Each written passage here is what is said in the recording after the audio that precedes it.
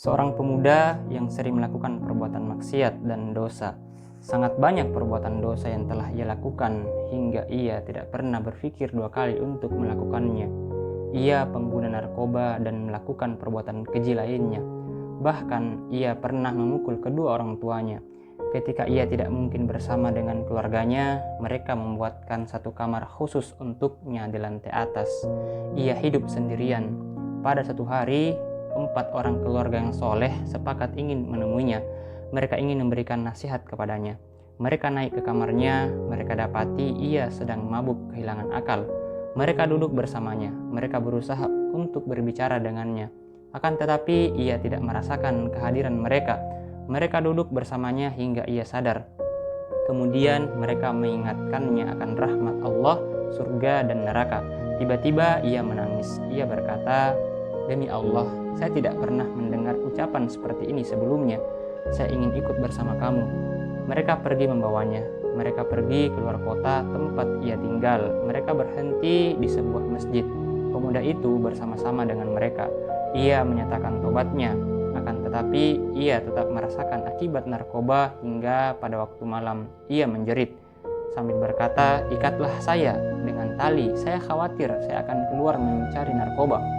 Mereka berkata kepadanya, "Mari kita bawa ia ke rumah sakit." Ia menjawab, "Jangan, ikatlah saya." Mereka mengikatnya dengan ikatan yang kuat. Meskipun demikian, ia tetap bisa melepaskan diri dari ikatan tersebut. Ia duduk menangis di samping mereka karena sakit yang ia rasakan. Peristiwa seperti itu berlangsung selama 15 hari lamanya. Ia merasakan sakitnya melepaskan diri dari narkoba. Akan tetapi ia benar-benar bertobat. Kami merasa kasihan. Kami tidak ingin menyatakan bahwa ia telah suci. Setelah 15 hari lamanya, Allah Subhanahu wa Ta'ala melepaskan dirinya dari akibat narkoba. Mereka membawanya ke rumah sakit. Ketika dokter memeriksanya, dokter berkata, tidak mungkin ia seorang pengguna narkoba. 3 bulan lamanya ia meninggalkan keluarganya. Mereka tidak pernah menanyakan keadaannya karena mereka telah berputus asa. Mereka menyangka ia telah ditangkap polisi atau telah mati karena kecelakaan agar mereka bisa beristirahat tenang dari sikapnya. Setelah 3 bulan lamanya, ia kembali kepada keluarganya. Ia mengetuk pintu rumahnya. Ibunya membukakan pintu untuk melihat anaknya yang telah menghilang selama 3 bulan. Ia lihat wajah anaknya telah berubah. Bobot tubuhnya bertambah. Ia semakin baik dan sopan.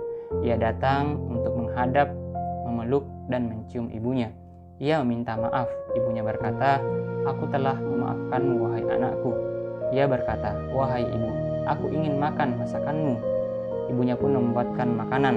Ia melaksanakan sholat. Ia bertakbir membaca ayat, kemudian ruku, lalu ia bersujud.